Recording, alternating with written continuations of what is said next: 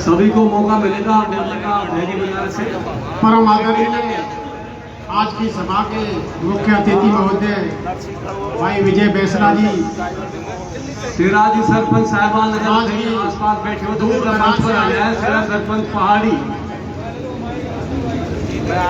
दूर दराज क्षेत्रों से आए हुए मेरे वीर कौम के सरदारों, आज भगवान देव नारायण जयंती के अवसर पर मैं दिल्ली से चलकर आप सबके प्रत्यक्ष रूप से दर्शन कर रहा हूं।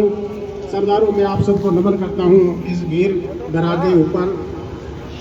देखिए, हमें मौका मिलता है ऐसे धार्मिक अवसरों पर, सामाजिक अवसरों पर अपनी बातों को रखने के लिए आप लोगों से मिलने का जो मौका अवसर प्राप्त होता है, तो सरदारों, हम सबको आज इस कौम के उत्थान के बारे में सोचने का सबसे बड़ा चिंतन और मंथन करना पड़ेगा।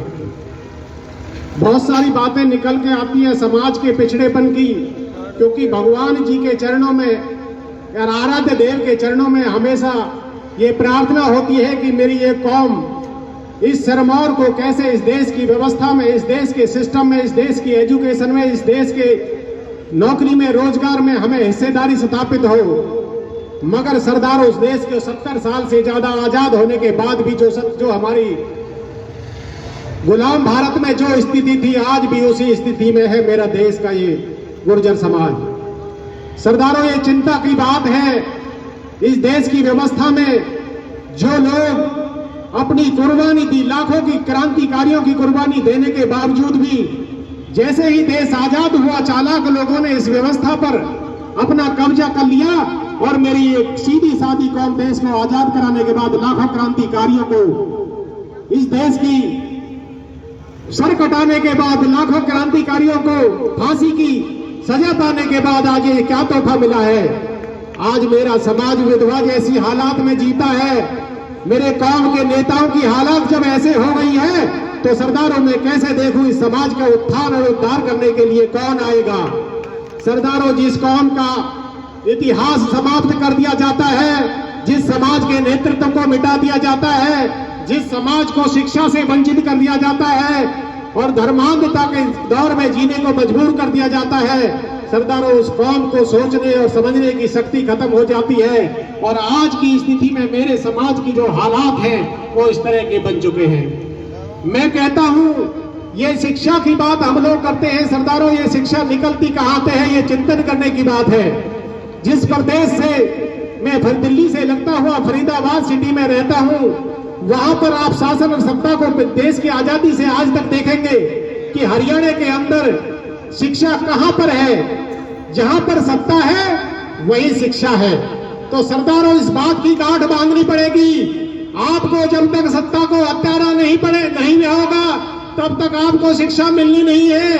क्योंकि जो व्यवस्था आज हमको शिक्षा दे रही है, हमारे बच्चों को जो शिक्षा दे रही है सरदारों, वो भेदभावपूर्ण शिक्षा है।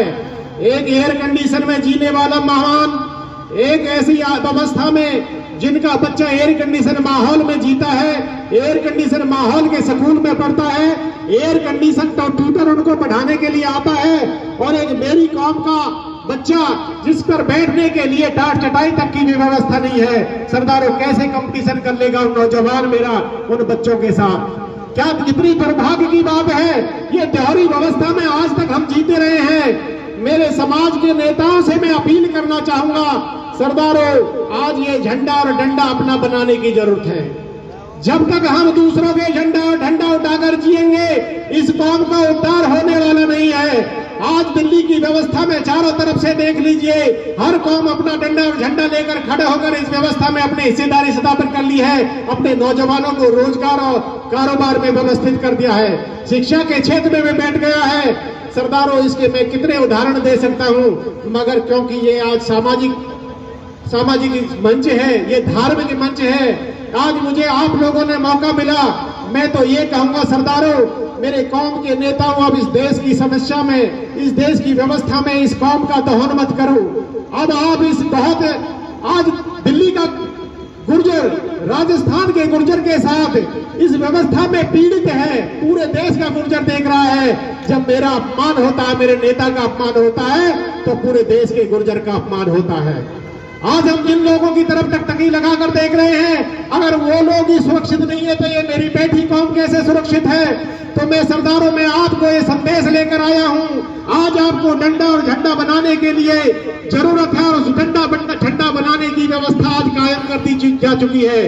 तो सरदारों, इस व्यवस्था में आप सबको, आपकी जो कौम है, सबको गले लगाकर, सबको इस सिस्टम के साथ आपने सब भाई की तरह व्यवहार करने का जो आपके अंदर सद्भावना है, आपके अंदर वो ताकत है, मुझे पूर्ण विश्वास है राजस्थान के गुर्जर ने जो कर्नल साहब के नेतृत्व में क्रांति करके देश और दुनिया में अपना नाम बहुत जमाया था।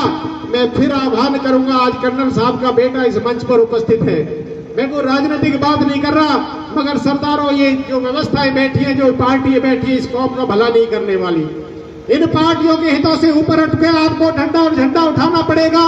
अगर इस कौम को इस व्यवस्था के से हटाकर इस कौम को इस व्यवस्था में सच्ची शक्ति देने का काम करोगे, तभी इस कौम का भला हो सकता है। सरदारों, मैं बताना चाहता हूं, आज हमारे देश में 3 तरह की राजनीति हो रही है। एक वो नेता है जो केवल अपना भला कर रहे हैं, दूसरे तरह के वो नेता हैं जो अपना भला भी कर रहे हैं और साथ साथ में अपने समाज का भी भला कर रहे हैं। मगर सरदारों, तीसरे वो नेता है जो हमारे नेता कह सकते हैं, उनको ना अपना भला कर पा रहे हैं, ना अपने समाज का भला कर रहे हैं। तो सरदारों, आज हमें चौथी तरह की राजनीति करना पड़ेगा।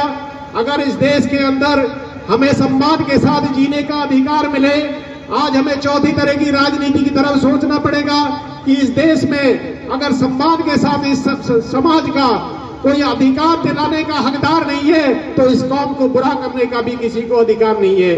तो सरदारों, मैं आपसे कहूंगा, भारतीय वीर दल के नेतृत्व में आज देश की व्यवस्था में, इस समाज के अग्रिम भाग में बहुत बड़ी ताकत के रूप में पूरे देश के कोने कोने में जाकर बहुत बड़ा आंदोलन खड़ा हो रहा है। और इस समाज की शिक्षा के क्षेत्र में, रोजगार के क्षेत्र में, इंपोर्ट के क्षेत्र में, एक्सपोर्ट के क्षेत्र में, कारोबार के क्षेत्र में आप लोगों की हिस्सेदारी दिलाने के लिए सभी दलित, शोषित, पीड़ित, वंचित वर्ग को अपने भाई की तरह गले लगाकर हमें आगे बढ़ना होगा, और इस नेतृत्व को आप लोगों के हाथ में संभालना पड़ेगा।